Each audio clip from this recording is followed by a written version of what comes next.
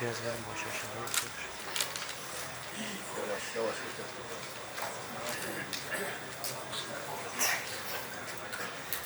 Mana? Apa?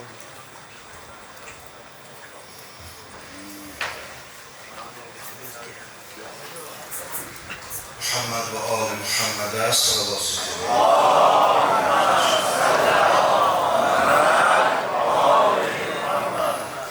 Başta İmam Hüseyin Aleyhisselam olmakla Kərbala şəhidlərinin, Azərbaycan şəhidlərinin, vətən yolunda, din yolunda şəhid olanların ruhlarına sallallahu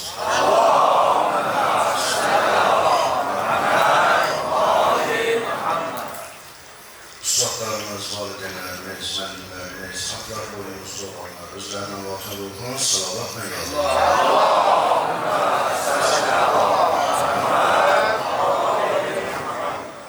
Dünyanın hər yerində İmam Hüseyin Aleyhisselam'a əzaz saxlayanların, xüsusilə bu mübarək məscidimizə cəm olan sizlər bir üzrünlərin ruhlarına salavatla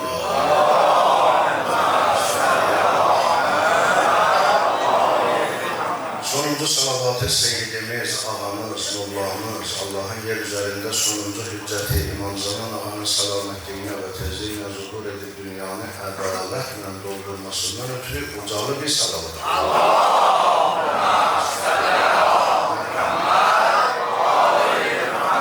A'udhu billah mineşşeytanirracim. Bismillahirrahmanirrahim ve bihi nesta'in ve huve khayru nasirin ve mu'in.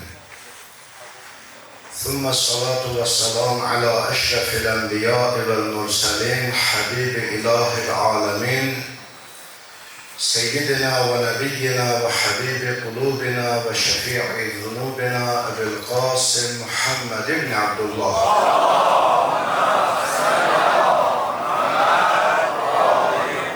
صلى الله عليه وعلى آله الطيبين الطاهرين ولعنة الله على أعدائهم أجمعين من الآن إلى يوم الدين. السلام عليك يا أبا عبد الله وعلى الأرواح التي حلت بفنائك. عليك مني سلام الله أبدا ما بقيت وبقي الليل والنهار. ولا جعله الله آخر الأهد مني لزيارتكم. السلام على الحسين وعلى علي بن الحسين وعلى أولاد الحسين وعلى أصحاب الحسين. İndiyə qədər biz İmam Hüseyin Aleyhisselam'ın Kərbala məktəbindən əxlaq mövzusunda söhbət edəndə o məktəbdə olan misalları nümunə çəkmişik. Məsələn, qeyd eləmişik ki, İmam Hüseyin Aleyhisselam'ın bu kəlamında bizə ixlas öyrədir, bu kəlamında bizə səbr öyrədir, bu kəlamında bizə şücaət öyrədir və yaxud bu əməlində bizə Kərbala hadisəsi bunu öyrədir, bu gözəlliyi öyrədir, vəhdəti öyrədir, birliyi öyrədir, düzgün düşünməni öyrədir və s. Bu cür misallar çəkmişik həmişə. Amma ötən gecələrdə mən sizə söz verdim ki, tək-tək əxlaqi nümunələrdən söhbət eləməyəcəyik. Və bu əxlaqi sifətlər əgər bir insanda cəmlənsə, insan nəyə yetişər, ondan danışacaq. Başqa sözlə, başqa ifadə ilə desək, əxlaqi sifətlərlə sifətlənən insan bir fərd olaraq hansı xüsusiyyətə malik olur? Əxlaqi keyfiyyətləri öz canında cəmləyən insan bir fərd olaraq hansı nəticəyə hasıl olur? Hansı sifətə malik olur? Bunun sözü verilmişdir sizə. Və bir sifət demişdik. Bir xüsusiyyət demişdik ki, əxlaqi sifətlərlə sifətlənən insan müvazinətli, tarazlı insan olur. O müvazinətin itirmir. Necə ki, İmam Hüseyin Aleyhisselam barəsində İmam Zeynul Abidin Aleyhisselam 4-cü imamımız özü nəql edir. Deyir, Aşura gecəsi bütün əshab, Kur'an okuyanlar Kur'an okuyor, dua edenler dua edir, istiğfar edenler istiğfar edir, zikredenler zikredir. Atam İmam Hüseyin Aleyhisselam ise Kerbela meydanında vüqarla gezir. O əshaba baş çəkir, o xeymiyə baş çəkir, uşaqlara baş çəkir, kızlara, hanımlara baş çəkir. Vüqarla Kerbela meydanını dolanır atam. İmam Səccad Aleyhisselam deyir ki, Kerbela'da olan əshab, yar-ı ənsar, İmam Hüseyin Aleyhisselamın bu vüqarla gezmeyi gördüler. Birbirlerine İmam Hüseyin'i işare edip dediler. Unzuru ilal Hüseyin la yubalil mevt. Dediler bakın Hüseyin'e. Hiç elə bir sabah ölen bir kişidir. Bu hiç ölüm için narahattır. Zerre kadar vüqarından əskilməyib, zerre kadar səkinəsindən əskilməyib, zerre kadar izzetinden əskilməyib. La yubalil mevt. İmam Zeynül Abidin Aleyhisselam deyir ki, atam bu sözü eşitti, döndü o diyenlere. Üzüm çevirdi onlara. Dedi, bəli, inni la ubalil mevt li'annehu mel mevtu illel qantara min neş'atin ila uhr. Buyurdu ki, bəli, mən ölüm üçün narahat deyiləm. Ona göre ki, ölüm körpüden başka bir şey değil. Yani ölüm bir körpüdür. Bir yaratılıştan diğer yaratılışa, bir hayattan diğer hayata, bir dünyadan ahirete bizi keçirden bir körpüdür. Bəli.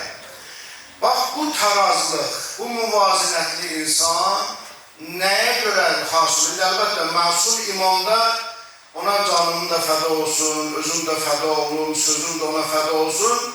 Masum imamla qeyri-masum müqayisə olunmaz. Ama sonuçta bu bize ibrətdir, dərsdir. Hemen o sifətləri, əxlaqi keyfiyyətləri insan cəmləyəndə demirik, iddia eləmirik İmam Hüseyin Aleyhisselam olur, yok mümkün de değil. Ama ona benzeyir, ona oxşamağa çalışır, ona benzemeye çalışır, onun kimi olmağa çalışır. O insan hemen insanın tarazlığını bu çətin anlarda da koruyabilir. Öz muvazinətini saxlayabilir, koruyup saxlayabilir. Ve sonra bunu da öten gecelerde dedim size. Dedim ki, indi ben hardan bilim ki ben muvazinetli insanım. Ben öz tarazlığını koruyan insanım. Bunu hardan bilim. Dedim bunun için de neçə sifət var, onları saydım bəzilərini. Dedim mesela, yadımıza salay, dedim birincisi sakitlik, aramlıq, arxayınlıq yok, aramlıq. İkincisi dedim sədaqət, əmanətdar olmaq. Bu hemen muvazinetin koruyan insanın adetidir. Muvazinetini itiren adam görsen tez yalan danışar, onu atar bura, bunu hiç özle bilmez ne danışar, cümlesinin evveli bilinler, ne ahir bilinler. Niye? Çünkü muvazinetini itirir. Ama muvazinetini saklayan insan öz sədaqətini, sidikliyi, doğruluğunu hiç vakti itirmez. Ne hansı hal olursa olsun doğru danışar. Ve Kerbela'nın da bize, beşeriyete, insanlara verdiği en büyük töhfə, yadınızda kalsın. En büyük hediye, Kerbela'nın insanlara bəxş ettiği en büyük hediye, en çətin anda belə tarazlığını korumaqdır, muvazinətini korumaqdır. Onu bize öyle, en büyük demirəm, təkcə bunu öylədir, yok. En büyük töhfələrindən biri budur, en büyük hediyelerinden biri budur. En çətin anda belə. Ama burada da məsələ var, bəziləri burada görürsən ki, anlaşmada səhv anlaşabilir. Mən hökmən gələk məsələn, mən özüm bilən çətin an yaradım, baxım özüm, yox, belə deyil məsələ, belə deyil. Mən yadınıza gəlirsə, səxavət və şücaəti sizə izah edəndə demişəm. Səxavətli insan hansı insandır? Səxavətli insan, insanlara yardım eden deyil.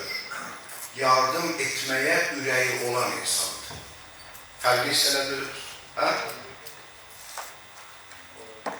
Ola bilər ki, bir nəfər yardım edir, amma səxavətlidir, nəyəsə görə. Amma ola bilər ki, bir nəfər yer üzərinin ən fəqir adamıdır, amma ən səxavətli adam da olur. Necə olur? Ən fəqir, ən səxavətli. Çünki həmən qəlbi var, həmən ürəyi var. Lazım olsa, yeri gəlsə, məqami gəlsə, bəli, verəcək, əta eləyəcək, Allah yolunda keçəcək malından.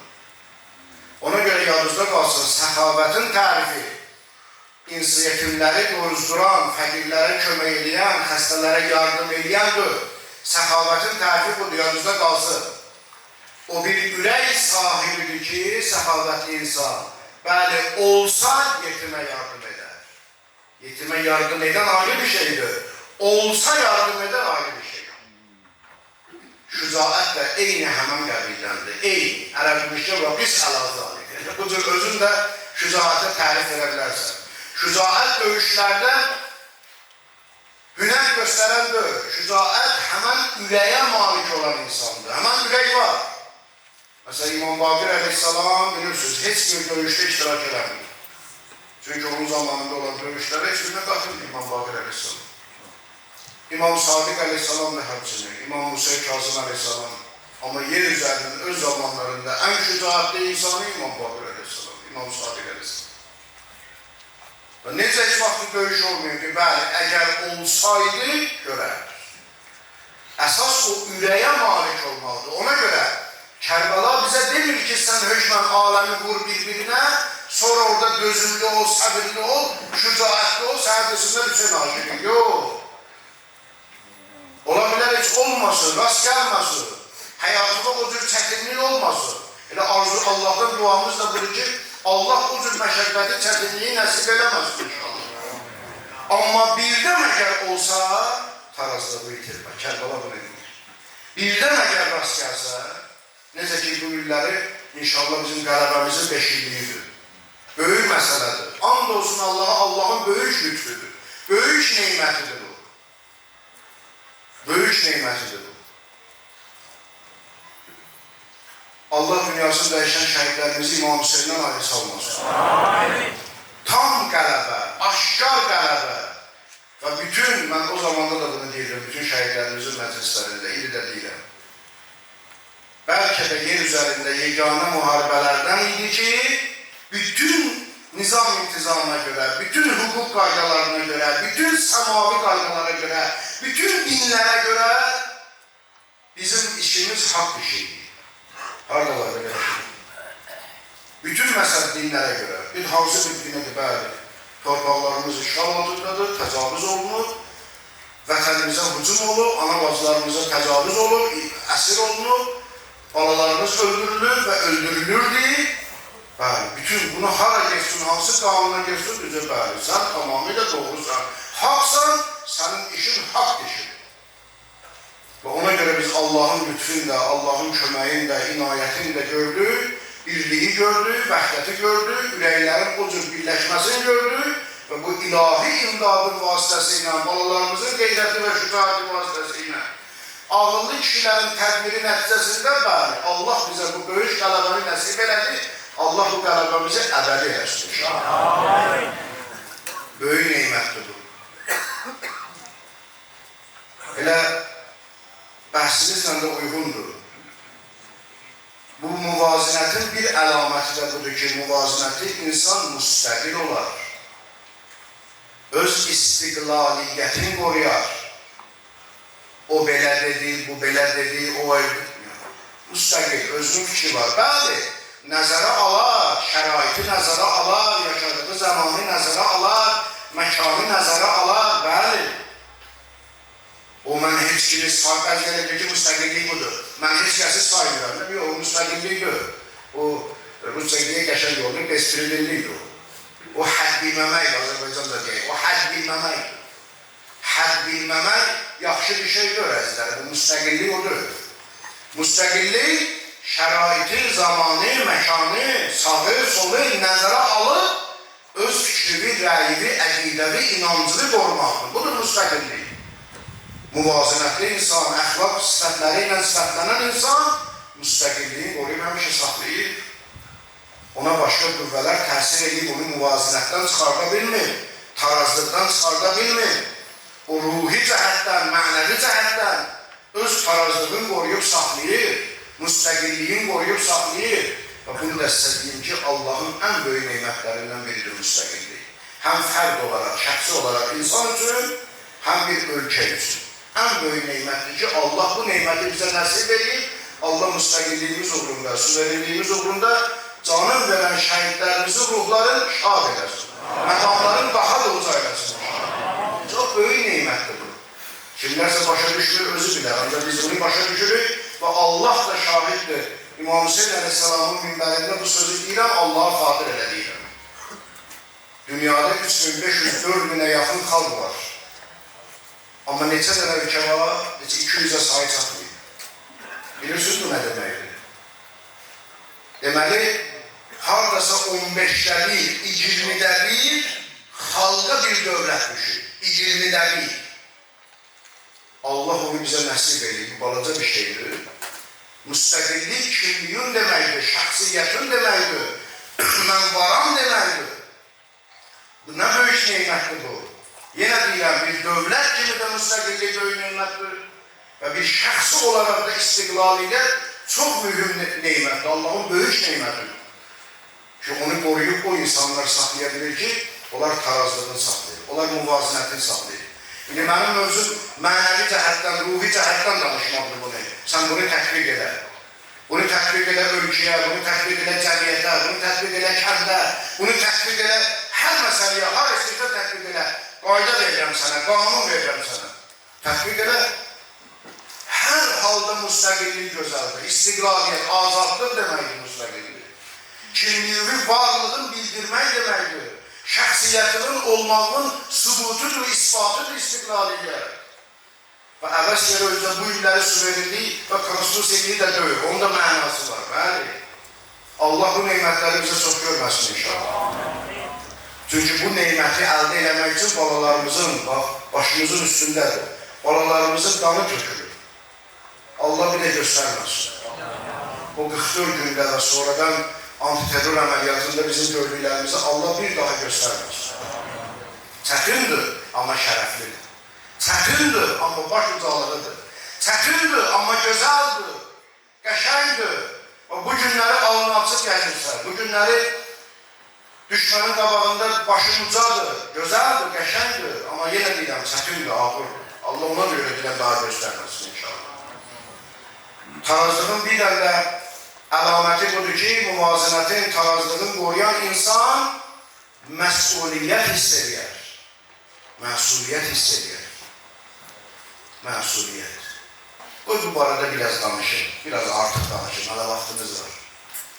Məsuliyyət sözü əzizlərim, bunu hamımız işlədirik. Məsuliyyət daşı, məsuliyyətli ol, məsuliyyət daşımaq lazımdır, hamımız işlədirik. Amma bu söz ərəb sözüdür. Mənası nədir bu sözün? Lügəti mənası, lügəti mənası. Məsul, soruşulan. Yəni bir şey barədə ki, səndən soruşurlar. Məsələn, sənə deyirlər ki, görüşəndə dostlar, həmişə belə olur da, deyirlər, əvvəl deyirlər, necəsən? Ki, niyə səni səndən soruşurlar? Hə? Heç nə qədər görmürsən, birinə gelmişsən, desinlər, sənin qonşuna, desinlər, falan. Yox, səni səndən, necəsən? O soruşulan var, ha, sənin canın. O məsul odur, məsul. Soruşan sahildir, soruşulan məsuldur. Sən deyirlər, övladların necədir, uşaq necədir? Bax, səndən soruşurlar. Bax, bir də indi sən tərifə bax, xoşun gələcək. Xoşun gələcək, qəşəng qulaq az. Özdə bunları yazın, bunları insan verəm Allaha, yazın. Biz bugün var, sabah yoxuyuz, bunları yazın. Qeyd edin, qalsın sizdə, əbədi olaraq qalsın. Məsul və məsuliyyət gör nə deməkdir? O şey ki, onun barəsində səndən soruşurlar, onun qarşısında məsuliyyət daşıyacaq. Ona məsuliyyət bilir. İndi məndən soruşacaqlar ki, məsələn, Fransada, Almaniyada, filanda bir nəfər niyə namaz qılmır? Soruşarlar məndən onu. Nə ağıllı adam soruşar, nə qiyamətdə Allah soruşar. Onu soruşmazlar məndən. Niyə? Çünki mənim orada təbliğatı heç imkanım yoxdur. Amma sənin öz kəndini səndən soruşarlar, elini səndən soruşarlar, obağı səndən soruşarlar, vətəni səndən soruşarlar, xalqı səndən soruşarlar, milləti səndən soruşarlar, yetimi səndən soruşarlar, xəstəni səndən soruşarlar. Buna nə oldu bəs? Səndən soruşmazlar ki, məsələn, Koreyada filan yetim ac qalır, bunu səndən bizdən heç vaxt Allah soruşmayacaq qiyamət günü. Amma sənin öz kəndində yetimini səndən soruşacaqdır. Qabaqlarda bir yerdəydim, Ağa gəlib, xoş gəlib, görüşdülər, gəldilər, biri təqdim elədilər, dedilər ki, bu bizim elimizin axsaqqalıdır, görüşdük, qucaqlaşdıq.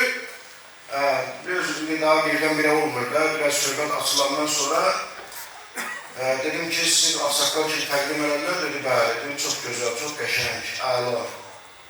Amma bir sualım var sizə, dedi, buyur, dedim, sizin bu kəndinizdə neçə dənə yetim var, dedi, bilmirəm. Dedim, neçə nəfər burada ali təhsilli uşaq var, oxuyur hal-hazırda, dedi, bilmirəm. Dedim, neçəsi ödənişli oxuyur, neçəsi dövlət hesabına, dedi, bilmirəm. Dedim, vallahi incirəm məndən, mən sizin axsaqqalınızı qəbul eləməyəcəm. O axsaqqal ki, kəndinin yetiminin sayını bilmir, olmadı, olmadı, olmadı. Kəndində neçə dənə ağır xəstə var, xəbərim yoxdur. Neçə dənə yetim başsız ailə var, xəbərim yoxdur. Nəyin axsaqqalısınız və kimin axsaqqalısınız? Budur əzizlərim, məsuliyyət budur. O ki, onun barəsində səndən soruşacaqlar, istər bunu insana tətbiq edə, tərifik elədir. Denən, o insan ki, onu səndən soruşurlar, məsuliyyət daşıyırsa onun barəsində. Və yaxud istəyirsən bunu, insanı qeyri-insana tətbiq edə. O şey ki, hər nə, onun barəsində səndən soruşurlar, ona məsuliyyət deyərlər, orada məsulsan. Və məsuliyyətin də dərəcəsi yadınızda qalsın, yaxınlıqla ölçülür. Ən çox məsuliyyət daşıyırsan, ən çox sənə yaxın olan barəsində. Yaxınlıq artdıqca məsuliyyət yükü artır. Yaxınlıq məsafə uzaqlaşdıqca məsuliyyət də uzaqlaşır, yüngülləşir. Yadınızda da qalsın. Bax, indi bildiriz. Bu qaydadan sonra siz suala siz cavab verəcəksiniz. Ona görə insan ən böyük məsuliyyəti kim qarşısında daşıyır? Deyin mənə, deyin, xoşum gəlir mənim, danışın. Deməli, kimin qarşısında, madəm ki, təkrar qoyuram, təkrar. Üzr istəyirəm. Madəm ki, məsuliyyətin dərəcəsi yaxınlıqla ölçülürsə, o zaman insan ən böyük məsuliyyət kimin qarşısında daşıyır? Allah'ın qarşısında. Niyə? Çünki deyir ki, nəhnu aqrabu ileyhi min hablil vərid. Mən ona şah damarından da daha yaxınam. Sonra kimə? Ata, ana, bacı, qardaş, oğul, ailə, qonşu. Buna görəymiş qonşu. Buna görəymiş ki, Xanım Zeynəb Salamullah Aleyhadan da var, İmam Həsəndən də var, İmam Hüseyndən də. Üç övladın üçündən də var. Deyir, anamız Xanım Zəhra o qədər dua elədi, o qədər qonşuya dua elədi, qonşuya dua elədi. Gözlədim ki, özü üçün, bizim üçün də bir şey deyər demədi. Dedi, qutarandan sonra dedi, anacan, axı sən elə qonşuya dua elədin. Xanım dedi ki, əvvəl car, fırməddar, əvvəl qonşu sonra ev. Buna görəymiş, məsuliyyətə görəymiş, yaxınlığa görəymiş. İslam dini gelir, gəlir, tapşırırsa qonşudan müqat, qonşuya. Yaxınlığa görəymiş demək. Ona görə yaxınlıq artdıqca məsuliyyət artır. İstər bu mənəvi bağ olsun, yaxınlıq, istər bu məkan baxımlıq olsun. Ona görə kəndin, elin, oban, vətənin məsuliyyət daşıyırsan onun qarşısında. Nəyə görə? Çünki sən yaxındır sənə. Bu torpağın suyu ilə mən cana gəlmişəmsə, bu torpağın getirdiyi çörəklə mən cana gəlmişəmsə, onun rabitəsi var. Ona görə indi bu söhbəti indi geniş eləməyəcəm, amma bir zaman bunu geniş eləmişdim ki, sizcə o vətən sevgisinin fikri olmağı hardan gəlir, necə gəlir? İnsanın yaradılışı ilə bağlı geniş izah olunmuş. Allah Quran-ı Kərimdə də məsuliyyət barədə çoxlu ayələrimiz var. Yəni, təkcə bu mövzuda biz dayansıq, inanın mənə ki, qalan gecələrimiz yetişməz, çatmaz. O qədər əhəmiyyətli mövzudur. Allah Quranın bir hissəsindədir və qifuhum, innəhum məsulun. Dayandırın onları. Qiyamət günündən danışır. Deyir, dayandırın onları. Əmr gələcək Allahdan mələklərə. Dayandırın onları. İnnəhum məsulun, onlar məsuldurlar, sual veriləcək onlara, soruşulacaq, hara gedin. Və qifuhum, dayandırın onları. Həzrəti Rasulullah məşhur kəlamında buyurdu, kullukum məsul və kullukum ra'in ra'iyyəti. Hamınız məsuliyyət daşıyırsınız. Hamınız, hər kəs məsuliyyət daşıyır. Heç kəs boyunu kənara çəkə bilməz. Hə, ola bilsin məsuliyyətin meydanı bəzən daha çox olsun, daha az olsun, birinin elminə görə daha çox ondan soruşulsun, birinin vəzifəsinə görə ondan daha çox soruşulsun, birinin, hə, o ola bilər, hörmətinə, ondan işim yoxdur, amma hamınız məsuliyyət daşıyır, hamınız məsulsünüz. Bu barədə və Kərbəlanın İmam Hüseyin əleyhissalamdan sonraki bütün məsuliyyəti Həzrəti Zeynəb salamullah əleyhanın boyundadır. O Şeyx Abbas Quminin Nəfəs-i Məhmumində nəql edir Mənaqib kitabından. Çünki Şeyx Abbas Qumi çox qədimdir, təqribən 100-ün alimidir, 100-dən də biraz az. Şeyx Abbas Qumi nəql edir Mənaqib kitabından bu hadisəni. Deyir ki, o zamanki əsrlər gətirildi Şamə,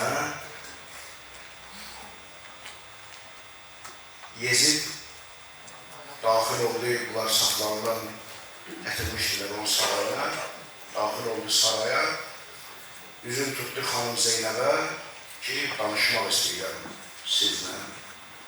Xanım Zeynəb salamullah əleyha Nəfəs-i Məhmumda Mənaqibdə nəql olunaraq yazılır ki, xanım Zeynəb işarə elədi İmam Səccad əleyhissalam. Dedi, oxu və xətibuna və seyyidul qovun. Odur bizim danışan dilimiz, odur bizim sevgilimiz, ağamız, mövlamız.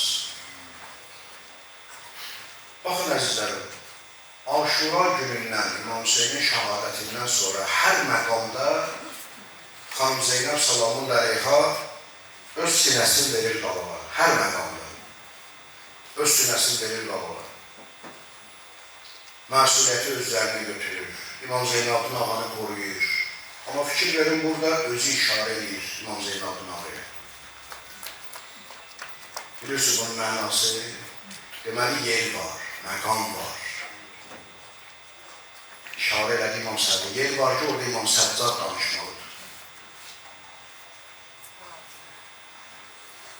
Yezid üzünü çevirdi İmam Səccada, amma çevirməmişdən qabaq İmam Səccad əleyhissalam bir beytli bir dənə şey oxudu. Dedi, la tətmə'u ən tuhinəna fənukrimukum. La tətmə'u ən tuhinəna fənukrimukum. Və ən nəküffəl əza minkum və tu'zuna. Allahu ya'ləmu inna la nuhibbukum və la nəlumukum illəm tuhibbuna. Ağa, bu şeirin beytin mənası belədir. Ağa buyurur ki, bizdən gözləmə. Sən bizi təhqir edəcəksən, biz sənə hörmət edəcəyik. Bunu bizdən gözləmə. Çünki hörmət qarşılıqlı olur, əzizlərim. Əgər sənə hörmət eləməyənə hörmət eləsin, onu sənin acizliyin bilər. Hörmət qarşılıqlıdır. Hörməti hörmət eləyənə edirsən. Ehtiramını saxlayanın ehtiramını saxlayırsan. Yoxsa səni təhqir edənin ehtiramını saxlamaq olmaz. Hə, baş-boş deyə bilərsən, deyərsən ki, ağlı azdır, filan da, ondan işim yox, amma söhbət ehtiramdan gedir, hörmətdən gedir. Səni aşağı tutana ehtiram eləsin, zəlil olarsan qabağında. Ağa ona görə deyir ki, وَلَا تَتْمَعُوا أَنْ تُهِينَنَا فَنُقْرِمَكُمْ. Elə güman eləmə, tamahından keçməsin gezi. Birdən sən bizi təhqir edəcəksən, biz sənə əzləyəcək. Yox, elə ki olmayacaq. وَأَنْ نَكُفَّ الْأَذَى مِنْكُمْ وَتُؤْذُونَا. Sən bizə əziyyət verəcəksən, bizdən əziyyət görməyəcəksən, o da olmayacaq. Allahu ya'lamu inna la nuhibbukum. Allah bilir, biz sizi sevmirik. Və la nəlumukum illəm tuhibbuna. Əgər siz də bizi sevməsin, sizi danlamalıyıq. Çünki biz sizi sevmirik, ona görə sevməyəsən, sevgin də lazımdır. Yaxşı. Yezid dedi ki, sədəqdə ya qulam. Dedi, doğru dedim. Amma burada elə bir söz dedi ki, o imamın şəhərinə layiqdir. Qulam, oğlan uşağına, cavan uşağa deyərlər. Burada öz yezidliyini bildirdi. Və lakin ərada əbukə və cəddukə ən yəkuna əmireyn. Sənin atan və baban istədi ki, əmir olsun. Vəlhamdülillahilləzi qətələhuma. Hamd olsun o Allah'a ki onları öldürdü. Və səfəkə dima'əhuma, onların qanın tökdü. İmam Səccad Aleyhisselam bunun sözünə dedi ki, Peyğəmbərlik və əmirlik mənim atalarımın, babalarımın haqqıdır. Sən deyirsən ki, sənin atan, baban əmir olmaq istədi, hakim olmaq istədi.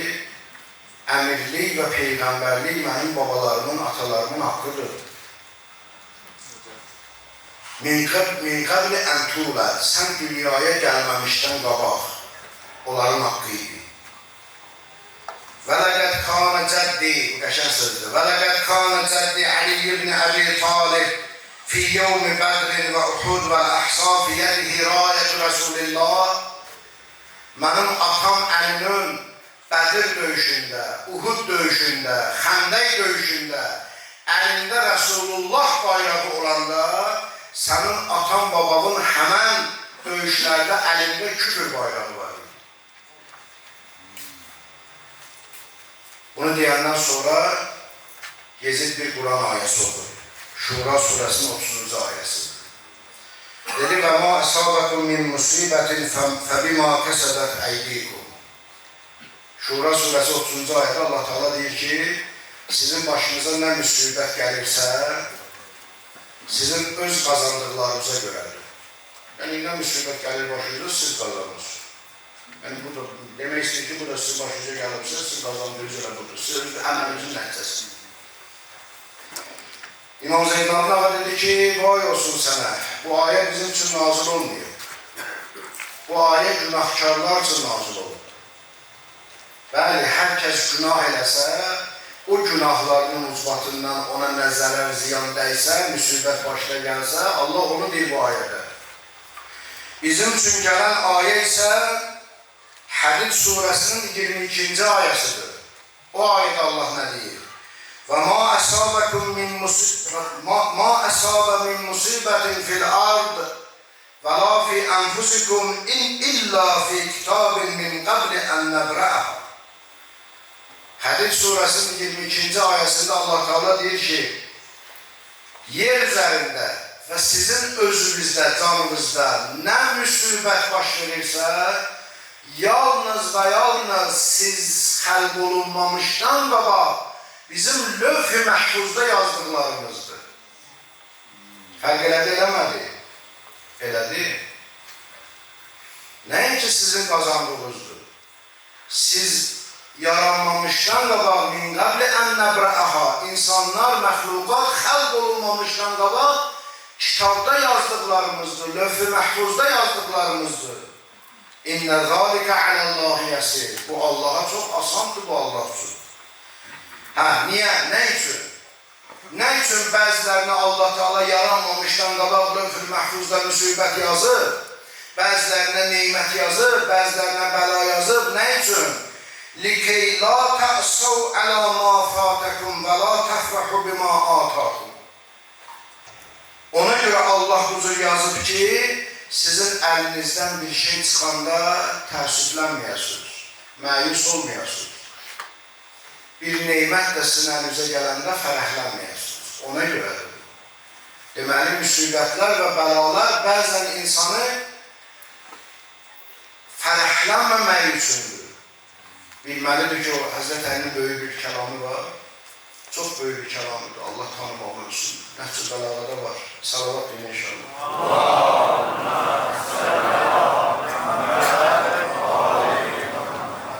Buyurur ki, ərəftullaha bi təğyiril əzaim. Mən Allahı əzimələrin, klanların dəyişilməsində tanıdım. Gör nə böyük sözdür. Ərəftullaha bi təğyiril əzaim. Nə demək? Müstəqil adamam, iradam var, plan tökürəm, tədbir tökürəm, məqsəd qoyuram qabağıma. Amma görürəm ki, tamamilə başqa bir şeyə nəticə alınır. Sənin istəyin alınmadı. Başqa bir istək, başqa bir iş alındı, amma o sənin üçün daha faydalıdır. Olub olmuyor. Hər kəsin həyatında olur. Hər kəsin həyatında baş verir. Və baş da verəcək. İmam Ali Aleyhisselam buyurur ki, Emirül Müminin, Seyyidül Mesih'in, İmamül Muttaqin buyurur ki, ben orada tanıdım Allah'ı, Arafdullah. Bildim ki benim irademle, əzimemle, benim planımla, benim tədbirimle değil, onun iradesi ve beşiriyetimle. Bildim ki benim irademin fövqündə bir irade var. Benim isteğimin fövqündə bir istek var ki, odur hayata geçer. Onu bildim, onunla tanıdım Allah'ı. Arafdullahı bir təbliğ zaim. Ona göre Allah istəmir ki, insan eline bir şey geçəndə fərəhlənib özündən çıxsın. Allah istəmir onun elinden, bir insanın elinden bir şey çıxanda məyus olup yine de özündən çıxsın. Yok, istəmir onu. Ona göre bu aləm bəlalar, müsibətlər, İmam Səccad Aleyhisselam diyor ki, bəli, insanların başına gelen müsibətlər həmişə onların kazandığına göre değil. Allah'ın lövh-ül məhfuzda bu səbəbə, bu illete yazdığına göre. Ve orada Yezid yanındakilerle məşvərət elədi. Gördü ki, yok. Dəfələrlə bu sözü elə onun özü deyib. İnnə əhləl beyt zuqqal elma zuqqal. Deyir, bu əhl-i beyti elmi yedizdiriblər. Zuqqal elmə zuqqal. Zuqqal bir sənədir, o körpü uşağın ağzına yemək qoyursan, ana qoyur. O ona dedərəcə zuqqal. Bu deyir, bu əhl-i beyti zuqqal elmi zuqqal. Bunlar yedizdiriblər, elmi bunlara yedizdiriblər. Bunlarla danışmaq olur. Elmi yedizdiriblər bunlara. Ona göre yandaşlarla görüyor, söz tutardı. Məşvərət elədi, neyniyək bunların barəsində? Bunların çoxları dediler ki, öldürün bunları. Bunları öldürün, böylərini öldürürsün, bunları öldürün. Bunu deyəndə İmam Baqir Aleyhisselam 5 yaşı vardı, o da əsirlərin arasındaydı. İmam Baqir Aleyhisselam atası İmam Səccaddan izin aldı, 5 yaşında uşaq. Dedi, ata izin ver, bundan sonra mən danış. Dedi, buyur oğlum. 5 yaşında uşaq ayağını koydu qabağa, durdu ayağa, ayağını bir atımı attı qabağa ki, diqqəti zərbələsin. Dedi, Yezid, senin yanındakiler Firavun'un yanındakilerden daha pistir. Çünkü Allah Kur'an'da diyor ki, Firavun ve Firavun'un yanındakileri, Firavun öz yanındakilerle məsləhət elədi Musa ve Harun aleyhisselam bu arada, Musa ve Harun peygamber bu arada. Ki ne diyorsunuz, ne diyorsunuz bu iki kardeşi neyine? Kur'an diyor ki onlar dediler Ercih ve Ahahu Harun. Dediler boşta geçsin, öldürme. Çıkart öz memleketinden. İstemiyorsa bunlar burada olmayınca ne geri getdi. Onlar elə məsləhət verdiler. Onlar istemediler Firavun'un Ali Musa ile Harun'un kanına baksın. Ama senin yanındakiler istiyor elin bizim de kanımıza baksın. Ona göre bunlar onlardan daha pistir. Sonra orada İmam Baqir Aleyhisselam bir söz dedi, çok ağır bir söz dedi. 5 yaşında. Dedi, bəli, hafə səbəb. Ama bunun da səbəbi var, elə belə deyil. Niye senin yanındakiler Firavun'un yanındakilerinden daha pistir? Bunun da səbəbi var, elə belə deyil. Bunu deyəndə Yezid təəccübləndi. Və məs səbəb, nədir o səbəb? Dedi, səbəbi odur ki, çünkü onlar Firavun'un yanında da olsalar, müşavirləri de olsa, onlar halalzadəydi. Halalzadə peygamber onun balasını əl qaldıra bilməz. Günah eləyər, amma əl qaldıra bilməz.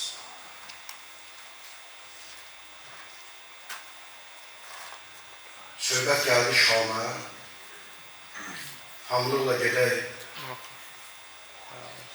İmam Hüseyin Aleyhisselam'ın şəriki Həzrəti Zeynəb Salamun Bələyxanın qapısına. Həzrəti Zeynəb Peygamber Salavatullah'ın vəfatından 5 il əvvəl dünyaya gəlib. 5 yaş olanda Peygamber Salavatullah'ın dünyasını dəyişdi. Tarixlər belə yazırdı. Peygamber Salavatullah Aleyh və Aleyh bir neçə gündən sonra gəldi qızı xanım Fatimənin evinə. Dedi, kızım Fatimə, ətini bir mavludə. Dedi, balamı gətir mənim yanına. Peygamber sallallahu aleyhi ve sellem çünkü adəti var. Evində övlad dünyaya gələndə həmişə belə edərdi. Alardı qucağına, sağ qulağına iqamı, azan oxuyardı, sol qulağına iqamı oxuyardı və onun adını qoyardı.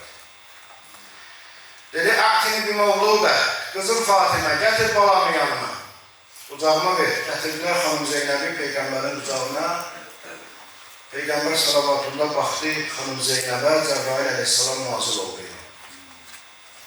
İnnəl əliyyəl ə'la yuqriyukəs salam. Ya Resulallah, ucalardan uca olan Allah sənə salam deyir. Və bu uşağın, mövludun dünyaya gəlişinə görə sənə mübarək deyir. Və deyir ki, bu övladın adın Rəsulun Zeynəb qoysun. Cəbrail əleyhissalam ağladı. Onun ağlamağına Peyğəmbər salavatullah da ağladı. Dedi, əxal Cəbrail, həmişə belə deyərdi, qardaşım Cəbrail. Bu ağlamağına səbəb nədir? Bir tərəfdən Allahın mənə təbrikini çatdırırsa, bir tərəfdən Allah tərəfindən bu mövludun adını gətirmişsən. Deyirsə, yaxşı da addır Zeynəb. Zeynəb ya atasının bəzəyi, zinəti deməkdir, Zeynəb. Ya da bir güldür ki, çox gözəl ətli olan bir güldür ki, adına Zeynəb deyərlər. Hər halda gözəl addır. Mənim bu balama belə bir gözəl ad gətirmişsən. Amma ağlayırsan digər tərəfdən. Səbəb, Cəbrail əleyhissalam dedi ki, ağlamağıma səbəb bu balanın başına gələn müsibətlər. Peyğəmbər salavatullah ağlayanda da xanım Zəhra soruşdu, atacan, niyə ağladın? Dedi, bu balanın başına gələn müsibətlərə görə Cəbrail mənə belə xəbər verir. Hansı müsibətlərdir o müsibətlər? Saysız hesabsız. 5 yaşında olan Həzrəti Rəsulullahı, elə biraz ondan sonra anası Fatimənin, 5 yaşında uşaq bütün Peyğəmbərlik xanedanının yükü onun çiynində oldu. Sonra atası Əli əleyhissalam, sonra qardaşı İmam Həsən, sonra İmam Hüseyin qardaşları, Kərbəla, Əsilli.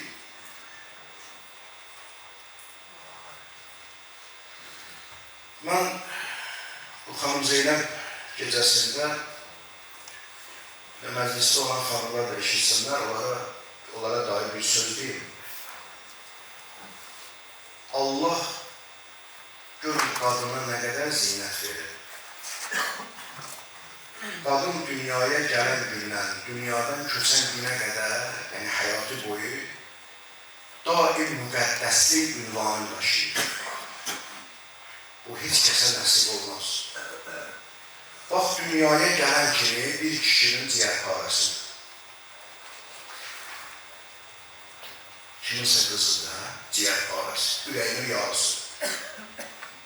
Biraz keçir və yaxud elə həmən zamanda da hansısa bir kişinin bacısıdır, namusu qeyrətidir. Biraz keçir kiminsə xanımıdır, əyalıdır, iffətidir, birinin gəlinidir.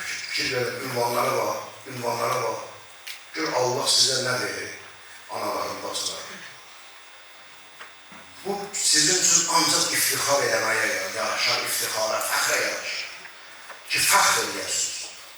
Bu sizə məxsusdur.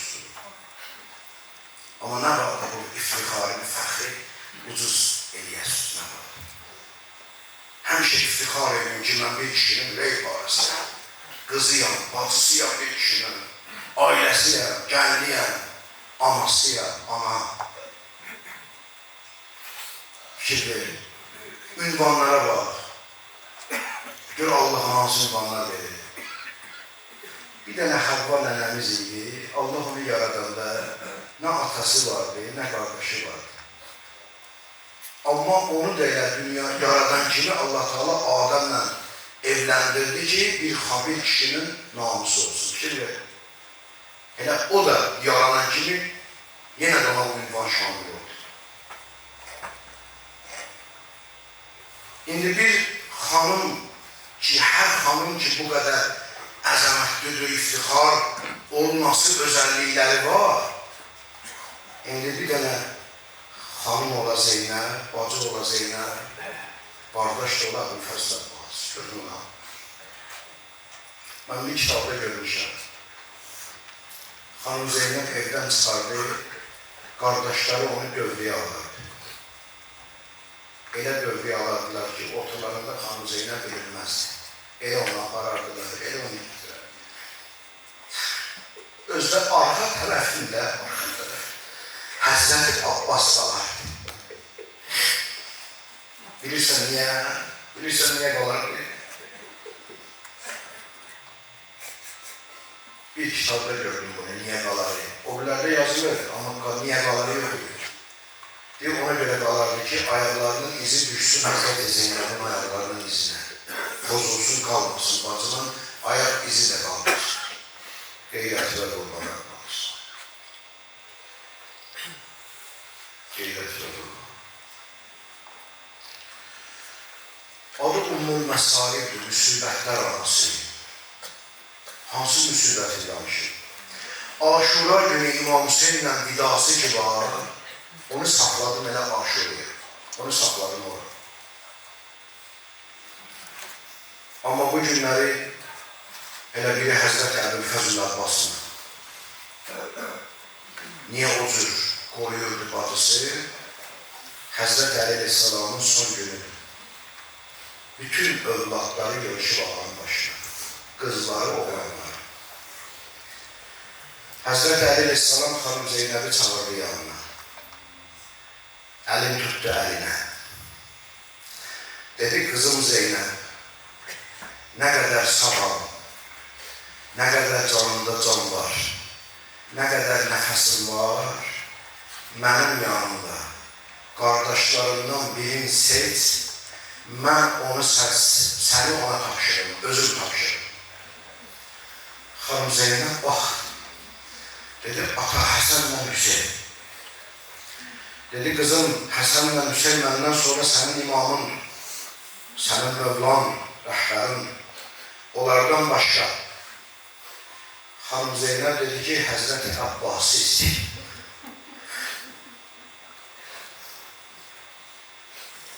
Həzrət Əli Abbası da çağırdı yanına. Xanım Zeynəbin, baxın mənə, elə ağlaya-ağlaya baxın mənə, nə olar ki? Elə tək ki, bu gözünüz İmam Hüseyin müsibətində alır. Allah gözünüzü dünya qəmində ağlatmasın. Allah heç atanın, ananın qəlbinə cavan dağı vurmasın.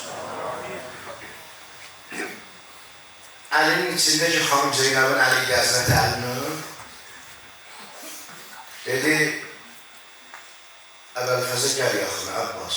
Onun da əli qoydu xanım Zeynəbin əlinin üstünə, öz əlinin içində. Dedi, bunu sənə tapşırdım. Bunu sənə tapşırdım.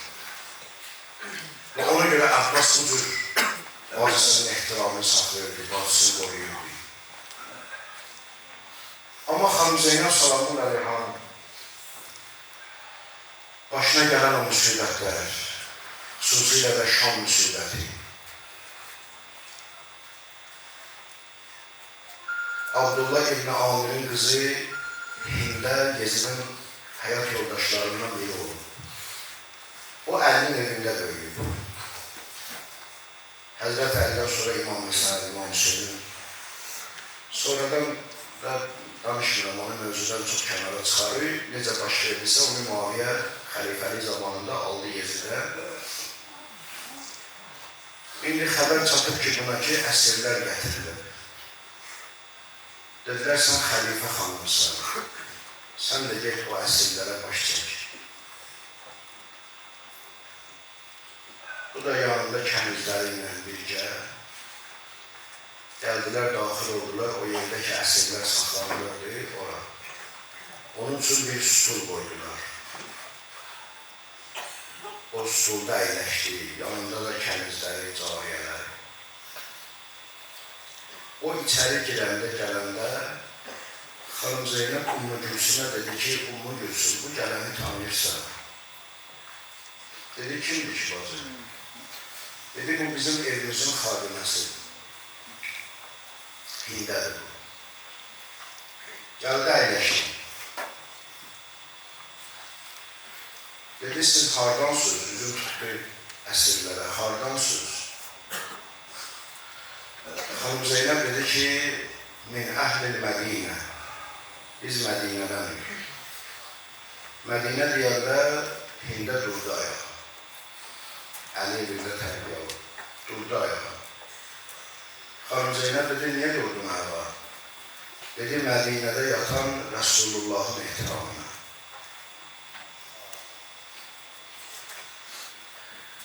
Siz Mədinədə, Mədinənin harasındansınız, hansı küçəsindənsiniz? Xanım Zeynəb dedi ki, sən Mədinənin hansı küçəsini soruşursan ki? Dedi, mən Mədinədə Əlinin evini soruşurum.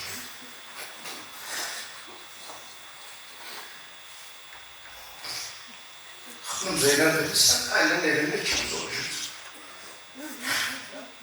Dedi, ben Əlinin evinde Hüseyin'i soruştum.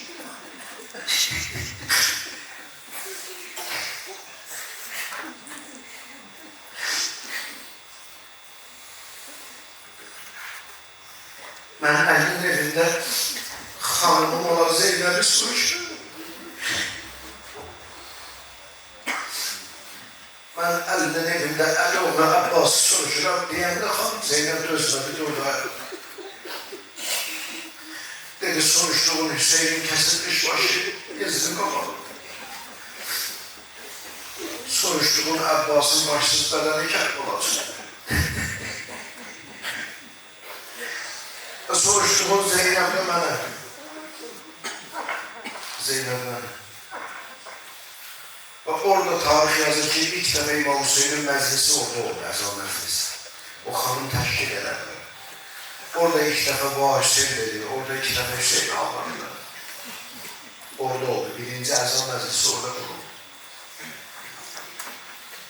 Xanım Zeynep Salamullahi Aleyha bilirsiniz, şimdi düzdür, ixtilaf var tarixdə, amma məşhurdur ki, Kərbala hadisəsindən 2 il sonra dünyasını dəyişdi, 2 il yaşadı. 1 il deyən də var, 5 il deyən də var, amma məşhur 2 il. Ve harda dünyasını dəyişdiyi Şam'da. Dəməşqin yaxınlığında düzdür, indi o məntəqənin adı ilə Xanım Zeynəbin adınadır, amma o zaman həmin yerin adı Rabiyə deyərlər, Rabiyə kəndi deyərlər ora. Abdullah, əmisi oğlu Abdullah həyat yoldaşı ilə köçdülər, orada yaşadılar. Səbəbləri çoxdur, vaxtımızı almazsın, ona görə demirəm. Amma öyle qısada bunu deyək ki, Xanım Zeynəb'i Mədinədən uzaqlaşdırdılar. Ki, Rabiyə kəndində, Ucqar bir dənə kənddə, Şamın ətrafında, təqribən 10-15 kilometr arasında Dənəşqdən uzaqda aranı qoyur. Orada yaşasın. Abdullah deyir ki, otururlar bir dəfə Xanım Zeynəb'lə ikisi, bir əmi qızı Zeynəb, o Cəfər Təyyarın oğludur. Əlinin qızı. Əlinin Cəfər Təyyar qardaşdır. Əmin qızı Zeynəb, bir ömür yaşamışım. Mən səndən razıyam. Allah səndən razı olsun. Amma bir yerdə səndən gileyim var. Bunu deyəndə Xanım Zeynəb dedi ki, əmi oğlu, nə olub, nə baş verib? Çünki Xanım Zeynəb bilir, həyat yoldaşı narazı olsa nə olar? Bilir olur. Ona görə narahat oldu. Ne olur, ne olur? Ama olur, ne olur? Gileyin nedendir? Dedi, əmi qızı Zeynep, mən eşitmişəm, mən Kərbalada olmadım, amma mən eşitmişəm, sən Kərbalada Aşura günü bütün şəhidlərə oxuşub ağlamışsan, amma mənim de orada 2 oğlum şəhid olmuş. Sənin de orada 2 oğlum şəhid olmuşdu, bizim de orada 2 oğlum şəhid, amma sən onlara heç ağlamamışsın. Hiç onların adını çəkilmez. Hiç bir dəvə deməmişsən ki, məsələn, oğlum övün Fəzil onun oğlanları. Övün Məhəmməd də yazırlar, tarixlər övündən Fəzil. Heç deməmişsən ki, oğlum övününə məsələ ağlayır, heç de adlarını çəkməmişsən orada. Bunu deyəndə Xanım Zeynəb yenə ağladı, dedi, əmi oğlum, məndən incimə. Mən Hüseyndən həya edib onun yanında necə deyərdim? Dedi o. Abdullah deyir ki, gördüm əmin qızı çox darıxır. Bağrına basıb İmam Hüseynin köyünə gecə gündüz ağlayır. Dedim ki, bəlkə bunu bir Şamın ətrafına çıxardım. Şamın özündə çox ağaclı, meşəli olmasa da ətrafında var. Bəlkə bir çıxdı çəmənliyə, bir ağaclığa, bir suların, çayların axdığı yerə, bəlkə biraz fikir dağıldı. Çıxdım ama Abdullah dedi, kaş çıxartmayaydı, kaş aparmayaydı. Hanım Zeynep bir Şamın ətrafında bir ağac gördü. Elə yapışdı o ağacdan, elə ağladı. Dedi, ben bilirəm, əmin qızını tanıyıram, ben bilirəm o boş yerə ağaca yapışıb ağlamaz. Ama elə haldadır ki, soruca da bilmirəm. Gözlədim, səbirlədim, biraz sakitləşdi xanım. Dedim, əmin qızı, bu ağacın sirri nədir, bunu gördüm, halım dəyişdi. Dedi, Abdullah, sen bilmirsən, bizi Şam'a gətirəndə kardeşin Hüseyin'in başı bu ağacda nasıl bildi?